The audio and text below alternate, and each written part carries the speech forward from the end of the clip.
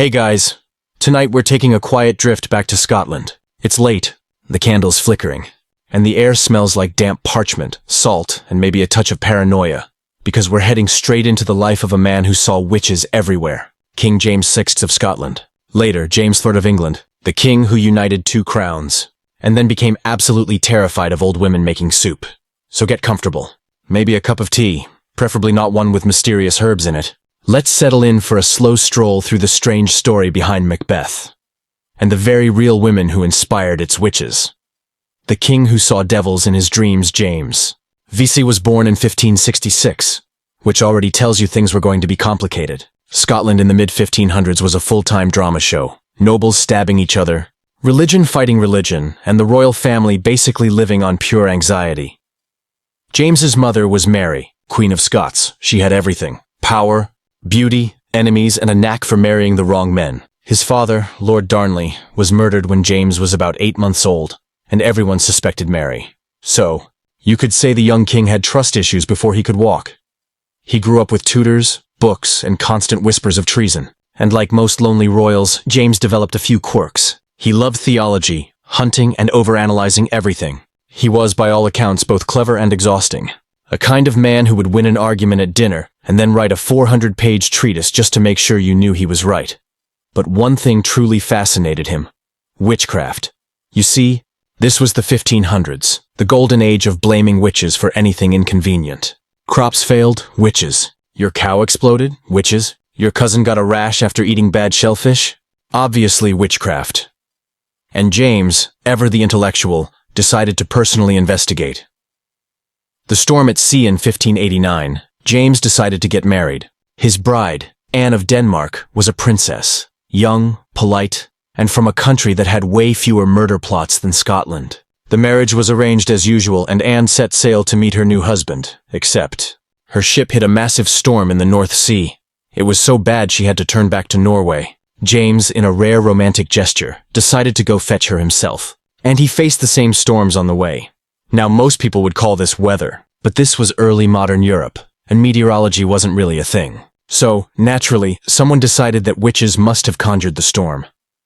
James didn't just nod politely and move on. He decided this was a personal attack. Because when you're a king and something goes wrong, it's never the wind. It's always a conspiracy. The North Berwick witch trials. When James and Anne finally made it back to Scotland, he launched what became one of the most infamous witch hunts in Scottish history. The North Berwick witch trials of 1590. It started small. A servant girl named Gillis Duncan was accused of performing miracles of healing, which, apparently, was suspicious. Under torture, she confessed to meeting with other witches in the town of North Berwick. And as these things usually go, every confession led to 10 more names. Soon, over 70 people were accused. But here's where it gets wild. According to the confessions, extracted through the highly scientific method of, torture, the witches had met with the devil himself, performed dances, and brewed up storms to kill the king's ship. They supposedly threw a dead cat into the sea, tied up with human bones and bits of wax to summon the tempest, which sounds less like witchcraft and more like someone's bad first attempt at Halloween decorations. Still, James took it seriously. He even personally interrogated some of the accused. That's right, the king himself sitting in on witch trials. Imagine a modern head of state showing up to question someone about their broomstick. Among those accused were 3 women who would later echo through history: Agnes Sampson, Euphame Macalzean, and Gillis Duncan. Are real witches, though in truth they were just unlucky women caught in a royal obsession. Agnes Sampson, the wise woman, Agnes Sampson was in her 50s, which already made her suspicious. In the 16th century, being an older woman with opinions was practically a crime. She worked as a healer and midwife, a profession that was both respected and feared. After all, she knew herbs, anatomy, and probably how to deliver a baby faster than most male doctors. That alone was enough to get you accused of being in league with Satan. During her interrogation, Agnes stayed calm. At least, until they shaved her head and body to search for the devil's mark. This was a common and charming practice, where interrogators looked for any mole, scar, or birthmark they could claim was proof of witchcraft. Because, as everyone knows, Satan loves to give his followers small dermatological gifts. After days of torture, Agnes confessed to everything. She said she had attended witch gatherings at North Berwick Kirk, met the devil, and raised storms to destroy the royal ship. And to really convince James, she supposedly repeated private details of his wedding night. Things no one else could have known, which of course made the king absolutely certain she was guilty. She was strangled and burned shortly after, because nothing says justice like killing your own citizens for bad weather. Eupham Macalzean, the educated sorceress. Then there was Eupham Macalzean, the daughter of a respected judge, which made her trial particularly awkward, because now witchcraft had entered the upper class. Eupham was educated, wealthy, and articulate. Basically, she was everything men of that era found deeply suspicious. She was accused of healing the sick, always a red flag, and of sending a spirit to strangle a servant who annoyed her. Honestly, if sending spirits after annoying people were possible, half of Europe would have been guilty. But her real crime was probably being outspoken and powerful in a society that didn't tolerate either. She was tortured, confessed, and burned at the stake in 1591, the same year James published his little passion project, Demonology, or How to Ruin Everyone's Day, because when you're the king and you're obsessed with witches, you might as well write a book about it. James's Demonology came out in 1597, and it's exactly what you think, a long essay justifying witch hunts. It explained how witches worked with the devil, how to spot them, and why burning them was totally fine, and definitely not murder. He even argued that skepticism about witchcraft was, itself, a sign of evil influence. So disagreeing with the king meant you were, basically, on Team Satan. A convenient little setup for a man who didn't like being contradicted. The book spread fast and helped shape witch hunting laws across Britain for decades. It was also one of the main sources that inspired a certain playwright you may have heard of. Enter Shakespeare. Fast forward about 15 years. It's now the early 1600s. James has inherited the English throne and become James I of England, uniting the crowns and bringing his witch-hunting enthusiasm south of the border. At this point, a struggling playwright named William Shakespeare decides to write a play for the new king. Something Scottish, something spooky, something that flatters James's obsession with witches, while also, keeping your head attached to your body. And so, Macbeth was born, a tale of ambition, murder, and 3 cackling women stirring fate itself. A perfect bedtime story for a monarch with a paranoia problem. Real witches. Stage witches, the 3 witches in Macbeth, or the Weird Sisters, aren't just fictional symbols. They're stitched together from rumors, confessions, and popular fears drawn straight out of the North Berwick trials. Their prophecies mirror the accusations made against Agnes Sampson, whispering in dark places, controlling weather, and twisting fate. Even their rhythm, double toil and trouble, echoes the sing-song confessions forced out under torture.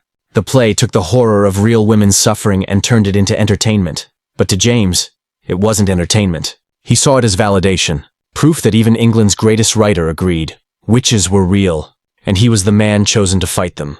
Let's float for a moment, so let's drift here for a second, in that strange overlap between paranoia and theater. Because there's something almost poetic about how this all tangled together. A king who saw witches in the wind, a group of terrified women tortured into confession, and a playwright who turned it into poetry. History loves irony, and this story has plenty. James would go on to mellow slightly in later years. He eventually grew tired of witch trials, probably because they kept spiraling out of control, and even his own courts couldn't keep track of who was supposed to be guilty anymore. But the damage was done. Thousands across Scotland and England would be accused in the following century, often referencing demonology as their guide. As for the real witches behind Macbeth, Agnes, Euphame, and Gillis, their names faded into the ash of their executions, yet they live on, in every classroom reading of Shakespeare's play, as eerie, prophetic figures. Not evil, just misunderstood. Not supernatural, just human, caught in the machinery of fear, and that quietly brings us to the end of part 1. Next time we'll drift further, into part 2, where we'll explore how Macbeth became royal propaganda, how James's paranoia seeped into English politics, and how witches turned from national enemies into Halloween decorations. For now, take a breath. The storm has passed, the witches are gone, and the king is finally at peace, or at least pretending to be. The king's stage in the shadows he feared. Hey guys, welcome back. If you've still got your blanket and your tea, you're doing it right. Tonight, we're picking up right where we left off, floating gently from the flickering fires of the North Berwick witch trials, straight into the dim candlelight of a London playhouse. The air smells like wax, sweat, and cheap beer. It's the early 1600s, and everyone in England is pretending to be sophisticated while standing in the mud watching men in wigs pretend to be women. And somewhere in the royal box, probably frowning slightly because that was his default expression, sits King James IV. He's watching a new play, one written conveniently about his favorite topics: Scotland, kingship, betrayal, and of course, witches. It's Macbeth, and the whole thing is one big, flattering, paranoid fever dream made just for him. Shakespeare, ever the survivor now. Let's be honest, Shakespeare was not writing this out of passion for Scottish politics. He was writing for survival, because in early modern England, playwrights lived a bit like houseplants. They needed constant royal approval or they just wilted. James loved plays, but he also had opinions, capital O. He saw the theater as a way to educate the masses, not just entertain them. So Shakespeare did what any smart creative would do when a new boss takes over. He rebranded. Out went the Elizabethan fairy fantasies. In came Scottish tragedy, royal legitimacy, and lots of dark symbolism about what happens when you kill your divinely chosen king, which, of course, James adored, since his entire public image revolved around being the ultimate divinely chosen king. It's corporate storytelling, but with ghosts and daggers. The weird sisters. The witches in Macbeth are some of the most famous in literature, and also some of the weirdest. They're not cackling crones around a cauldron. Well, okay, sometimes they are. They're more like personifications of fate. They don't tell Macbeth what to do. They just nudge him toward doing what he already secretly wants, which is, honestly, the most realistic form of witchcraft I can think of. But if you listen closely, their words sound eerily like the confessions from the North Berwick trials. Though his bark cannot be lost, yet it shall be tempest-tossed. That's a direct echo of the stories about witches conjuring storms to wreck the king's ship. Shakespeare took those tortured lines from terrified women and polished them into poetry, which is, in a way, the ultimate historical irony, because the king who killed the real witches now applauded their fictional reincarnation from a theater seat. Of course, he thought they were warning him of rebellion, not reminding him of his own cruelty. Perspective is everything. A play for a paranoid king. Let's pause and talk about what Macbeth was really doing. Sure, it's about ambition and guilt, but it's also a love letter to James's ego. The witches prophesy that Banquo's descendants will become kings, and James just so happened to claim descent from Banquo. Total coincidence, obviously. And the play ends with order restored, rebellion crushed, and the rightful heir crowned. Basically, the message is, don't mess with the monarchy, or you'll end up haunted, stabbed, and monologuing to yourself. To a king who'd spent his life dodging assassination plots, that was comfort food, and Shakespeare, ever the diplomat, even slipped in a few moral lessons about the dangers of regicide. Because when your audience includes a man who wrote a book about demons, you don't risk subtlety. James's witch-hunting energy, now with bureaucracy. But even as Macbeth charmed the royal court, James's witch paranoia was far from over. He might have mellowed compared to his younger days, but he never completely dropped the obsession. Instead, he bureaucratized it. In 1604, 1 year after taking the English throne, James pushed through a brand new Witchcraft Act. This one was even stricter than Elizabeth's version. It made conjuring spirits, or claiming to talk to them, a capital crime, and it officially recognized the devil as an active player in human affairs. Basically, it legalized paranoia. And, because this was early modern England, it was enforced inconsistently, with maximum confusion. Some towns took it seriously, others just used it as an excuse to settle local grudges. And occasionally, the courts were so overwhelmed by contradictory testimonies that they just gave up. Imagine trying to run a justice system where half your evidence comes from dreams, and the other half from neighbors who really hate each other's goats. The afterglow of fear by the 1610s, witch trials had become almost routine. You could be accused for sneezing at the wrong time or for making herbal tea that worked too well. It was a national pastime, fear disguised as faith. But here's where things shift. James, for all his superstition, wasn't entirely blind to the absurdity. Over time, he began to suspect that maybe, just maybe, some of these witches were innocent, especially after a few high-profile cases turned out to be fake. In 1612, the famous Pendle witch trials happened in Lancashire, another mass hysteria involving a family feud. Some homemade spells and a lot of bad luck. James didn't attend, but his laws and book demonology were quoted throughout the trials. So, in a way, he was haunting them too, just from a bureaucratic distance. A king who needed control. Let's step back for a moment. Why was James so obsessed with witches in the first place? Part of it was religious. He was a devout Protestant, terrified of anything that smelled like heresy. But deeper down, it was about control. Witchcraft represented chaos, the idea that ordinary people, especially women, could manipulate unseen forces. That scared him. He was raised to believe that kings ruled by divine right, that God personally signed off on every royal decree. If witches could also tap into supernatural power, that made the monarchy redundant. So witch hunting became a way to reassert hierarchy. Every trial was a small reminder that power flowed downward, from God to king, from king to judges, and never the other way around. And as long as people believed witches existed, they also believed in the king's sacred duty to fight them. It was politics disguised as piety, a control mechanism wrapped in theology. Shakespeare's quiet commentary now. Shakespeare wasn't exactly a rebel, but he wasn't a royal lapdog either. He had this subtle habit of writing plays that appeared flattering, while quietly poking fun at his subjects. And Macbeth might be one of his gentlest, sharpest jabs. For one thing, Macbeth's downfall isn't caused by witches. It's caused by his own insecurity and ambition. He hears what he wants to hear and does exactly what he was already planning to do. The witches are just a mirror for human stupidity. If you squint, it's almost like Shakespeare was saying, "Maybe the real devil isn't in the broomsticks, your majesty. Maybe it's in your own reflection."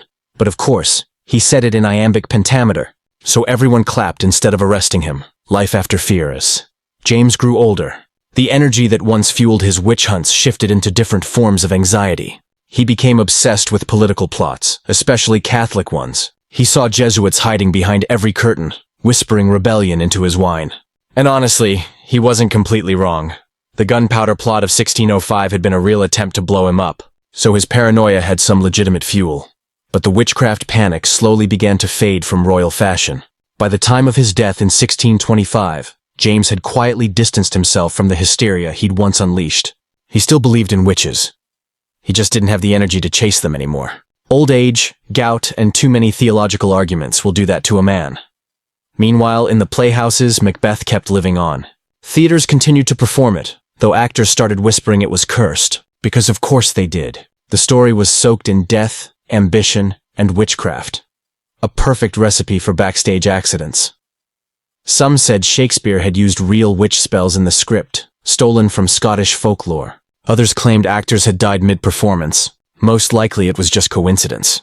But in a world still half believing in magic, coincidence was never just coincidence. And so, even centuries later, actors still call it the Scottish play to avoid saying its name aloud in a theater. Because apparently, even modern thespians don't want to risk offending the same spirits that King James once feared, which is kind of poetic. The witches outlived the witch hunter, the real legacy of the weird sisters. Today, we read Macbeth in classrooms and focus on its big themes: ambition, guilt, destiny. But beneath all that is a quieter story, one about the real women who inspired it, about fear, politics, and how easily superstition can be weaponized by the powerful. Agnes Sampson, Euphame Macalzean, Geillis Duncan. None of them were villains. They were healers, midwives, maybe just eccentric locals who rubbed someone the wrong way. Their magic was medicine. Their devil's marks were freckles. And their only real crime was living in a world where being different was dangerous. Shakespeare immortalized them without meaning to. He didn't name them, but he gave them eternal voices, echoing through centuries of stage smoke and candlelight. Every time an actor whispers those first lines, "When shall we three meet again?" it's not just a scene. It's a memorial. Floating back to the king as for James, he left behind a strange divided legacy. The man who united two kingdoms also divided countless communities through his fear of the unseen. He was intelligent, anxious, and chronically insecure.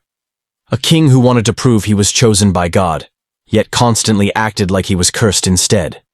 His witch trials, his treatises, even his love of theater, they were all attempts to control the chaos he saw around him. But, like Macbeth himself, the harder he tried to master fate, the more haunted he became by it.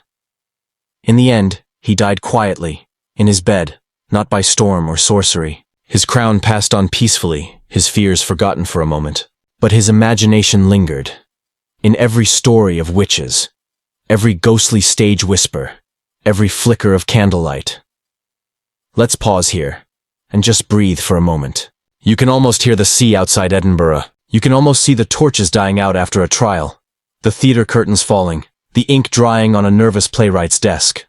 The storm has passed again, and all that remains is the faint echo of three voices, whispering through time. Not curses, not prophecies, just a reminder that history's monsters are often just people we were too afraid to understand. Hey guys, welcome back. If you've made it this far, congratulations. You've officially survived 2 entire centuries of royal anxiety. Tonight, we're floating further away from Scotland's stormy shores, out of the king's paranoia, and into something even stranger. What happened after the witches left the courtroom and slipped into folklore? Because the funny thing about fear is, it never dies. It just changes costumes. After James, Europe can't quit witch hunting. By the time James died in 1625, you might think the witch craze would have gone out of style. After all, the man who wrote demonology had mellowed, and theater had made witches almost fashionable again. But no, Europe was just getting started. Over the next 50 years, the continent would see some of the largest witch hunts in recorded history. Thousands of women, and plenty of men too, were accused, tortured, and burned, all while their judges earnestly thought they were doing God's work. It was like James's paranoia had gone viral. In Germany, the trials were especially brutal. Small towns like Würzburg and Bamberg turned witch hunting into a kind of civic hobby. If your neighbor's crops looked healthier than yours, maybe she'd made a deal with the devil. If your bread rose perfectly but hers didn't, guess who's getting arrested next week? And because misery loves bureaucracy, they kept detailed records, lists of names, confessions, execution costs, all neatly itemized, as if the devil preferred good accounting. Some judges even bragged about the efficiency of their burnings. One executioner in the German states reportedly killed 900 people in a single year. 900. That's not justice, that's an assembly line. Meanwhile in England didn't reach quite those levels of chaos. British witch hunts were relatively modest, by European standards anyway, which still means a lot of people died, just with better spelling in the paperwork. After James, his son Charles I inherited the throne, and his priorities were mostly political. He had bigger problems, like keeping his head attached to his body during the English Civil War. Spoiler, he didn't succeed. But in the chaos that followed, witch panic made a comeback. Because nothing fuels superstition like national collapse. Enter Matthew Hopkins, self-declared witchfinder general. A man who basically turned witch hunting into a freelance business. He claimed to work for God and Parliament, but really, he just liked the travel and the execution fees. Between 1644 and 1647, Hopkins roamed eastern England, accusing people, discovering witch marks, and inventing new ways to test guilt. He'd prick people's skin with needles to see if it bled, or tie them up and throw them in water to see if they floated. If you sank, you were innocent but dead. If you floated, congratulations, you were a witch. It was the 1600s equivalent of a rigged online poll. Hopkins' reign of superstition burned bright but brief. By the time he died, probably of tuberculosis, the country had started realizing that maybe drowning grandmothers wasn't the best form of public service. England's witch trials slowed, and by the late 1600s they'd faded almost completely. But the idea, the image of the witch, that lingered. Across the ocean, the panic goes global. And because the English loved exporting things, like tea, taxes, and moral panic, they brought their witchcraft obsession to the New World. Hello, Massachusetts. By 1692, the little Puritan colony of Salem was primed for hysteria. They'd been living under constant stress, harsh winters, political uncertainty, and the general joy of 17th century medicine. Then a group of girls started having mysterious fits. They screamed, convulsed, and blamed their neighbors. And the adults, being responsible and rational, immediately believed them. Because, of course, 12-year-olds are famously reliable witnesses to demonic possession. Within months, more than 150 people were accused. 19 were hanged. One, Giles Corey, was pressed to death with heavy stones for refusing to confess. He reportedly said just 2 words during the ordeal. More weight. Which is both tragic and accidentally iconic. The Salem trials marked the tail end of the witch panic. By the early 1700s, people started realizing that maybe the devil wasn't running a full-time HR department in Massachusetts. And slowly, witchcraft moved from the courtroom to the storybook. The witch becomes a character by the 18th century. Witches had become less of a threat and more of a curiosity. The Enlightenment had arrived, and people were busy discovering gravity and inventing democracy. No one wanted to admit their ancestors had once panicked over cats and cauldrons. So, instead, they turned witches into fairy tale figures. Something mysterious, but safely fictional. Old hags in forests, women stirring potions for comic effect. Harmless now, funny even. It's history's favorite trick. When you can't face your cruelty, you turn it into a bedtime story. But traces of the fear remained. The black cats, the broomsticks, the bubbling pots, they all came from real accusations, real torture sessions, and real deaths. It's all a bit darker when you remember that the cauldron in Macbeth was basically inspired by execution fires. Let's float for a moment. Let's pause here again. It's easy to laugh at the past, the superstition, the absurd trials, the men in wigs chasing shadows. But at the core of all this was something simple. Fear of the unknown. And when people get scared, they look for control. They find an other to blame. In one century it's witches, in another it's heretics, or foreigners, or whatever social group makes the least noise when crushed. That's what makes the witch hunts timeless. Not the magic, but the psychology. A whole society convinced that suffering must have a culprit, even if they have to invent one. The witches come back. Sort of, by the 19th century, witches had fully crossed over into pop culture. Romantic writers turned them into tragic, misunderstood figures. Artists painted them by moonlight, pale and beautiful, half dangerous, half desirable. Basically the first Gothic influencers. The Victorians predictably loved it. They could read about witches while sipping tea and feeling superior to their barbaric ancestors, completely missing the irony that they were still policing women for wearing the wrong kind of corset. And then came the 20th century, where witches became symbols of rebellion instead of fear. Films like The Wizard of Oz gave us both a good witch and a wicked witch in one go. Proof that the archetype could evolve. Later, Bewitched, Sabrina, Harry Potter, witches became icons of independence, intelligence, and sometimes just good fashion sense. But under all the sparkle and broomstick jokes, the real history still hums quietly. Every spellbook on a shelf, every Halloween costume, it's all a faint echo of those North Berwick women who never made it home. Back to the beginning. So, let's drift back full circle to 1590, to Agnes Sampson, standing in a cold Scottish cell, accused of making storms with her mind.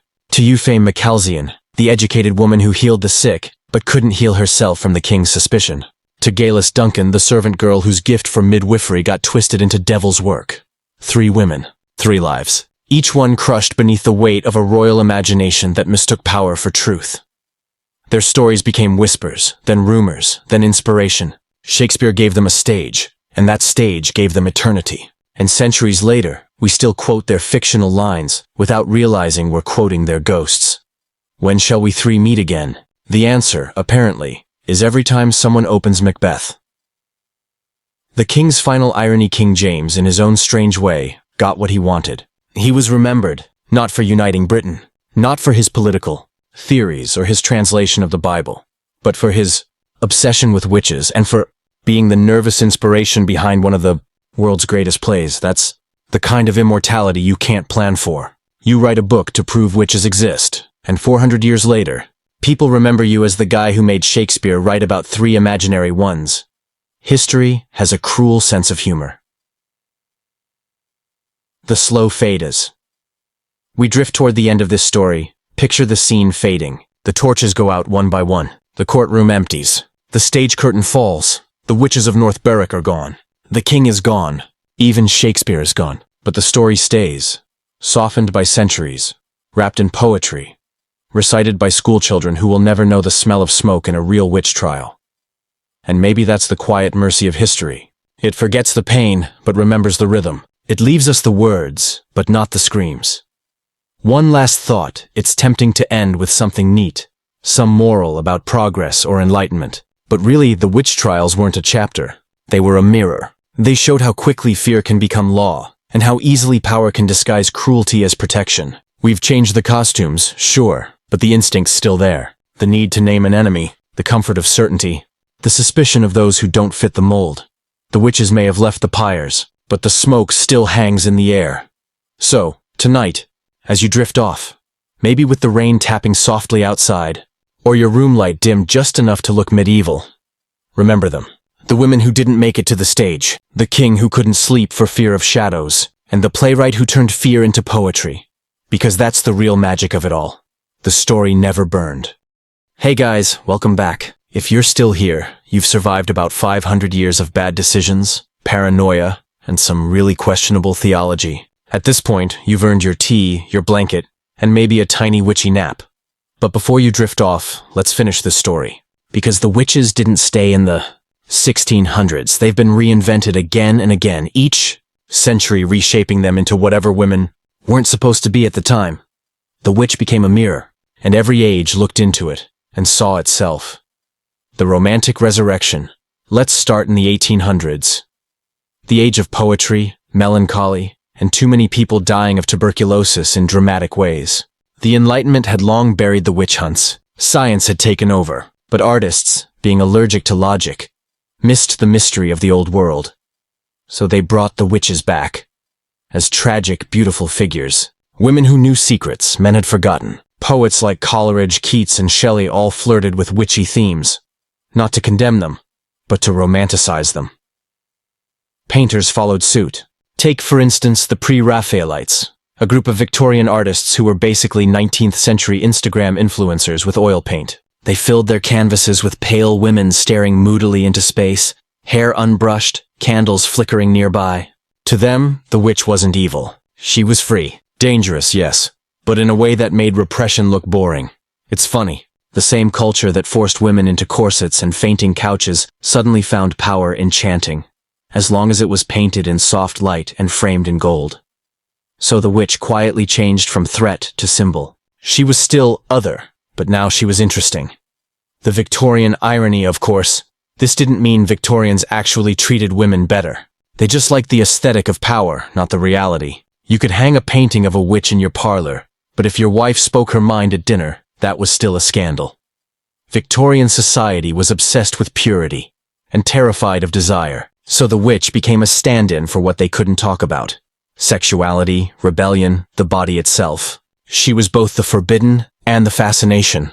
Writers like Nathaniel Hawthorne picked up on this irony. In The Scarlet Letter, the character of Mistress Hibbins is literally called a witch, an outcast who knows too much. But instead of condemning her, the story uses her as a quiet act of defiance. She sees what the hypocrites won't. The message was subtle, but growing louder. Maybe the witch wasn't the problem. Maybe the world that burned her was 20th century. The witch goes to Hollywood now. Fast forward to the 1900s. Electric lights, typewriters, early film reels spinning. The witch finally goes mainstream.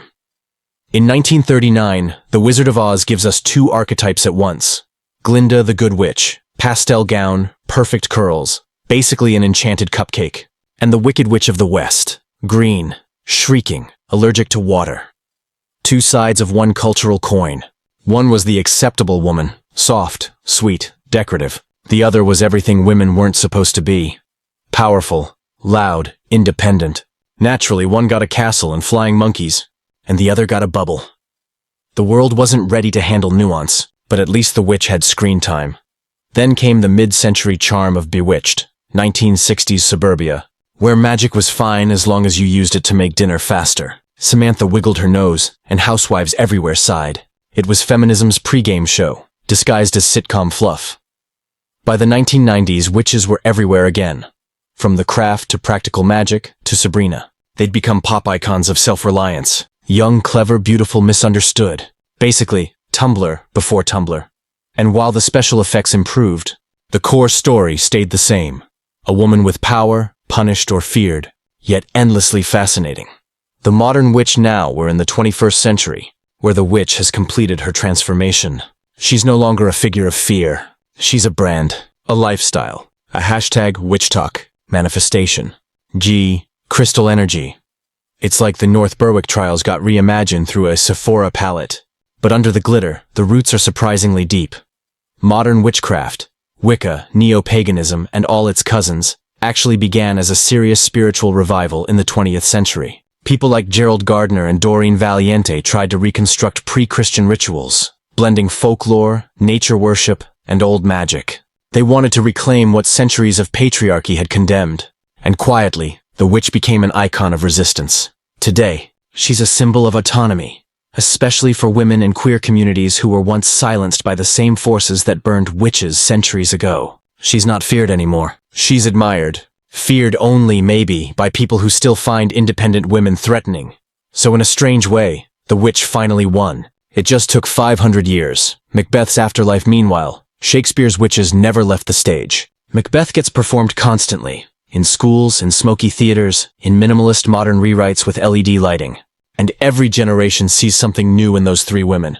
Sometimes they're ghosts, sometimes they're soldiers, sometimes they're dressed like CEOs, but always, they're there. The chorus of fate, whispering behind every man who thinks he's in control. Directors love to play with their meaning. Are they real? Are they projections of Macbeth's ambition? Are they the voice of his guilt? The truth is, they're all of it. That's why they still work, and in every performance, whether you notice or not, there's a faint echo of Agnes Sampson, Euphame Macalzian, and Gillis Duncan. The real women.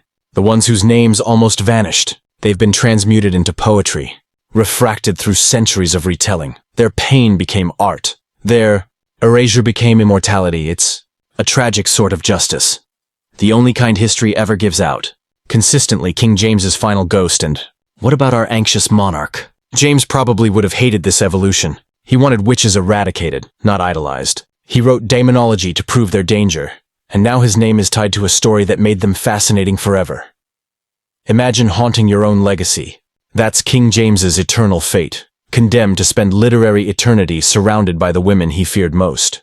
Somewhere, in the dusty corners of the afterlife, he's probably muttering about proper theology while they stir their eternal cauldron, smirking quietly, from fear to fascination. If you zoom out, it's kind of beautiful. The witch started as a weapon, a label used to destroy, and now she's a badge of identity, a symbol of knowledge, intuition, and quiet defiance. She never really disappeared. She just changed shape until she was safe to speak again. It's the perfect full circle. From screaming on the pyre to trending on TikTok. From King James's nightmares to college Halloween parties. From the edges of the village to the center of the story. That's not just survival. That's transformation. And maybe in the slow rhythm of time, that's the real magic. The lights go out, so here we are at the end. The fire's gone down to embers. The witches have danced their last dance. The king's crown is gathering dust. And the stage is empty. But if you listen, really listen, you might still hear them. Not cackling, not casting spells, but whispering softly. We were here. And maybe that's enough.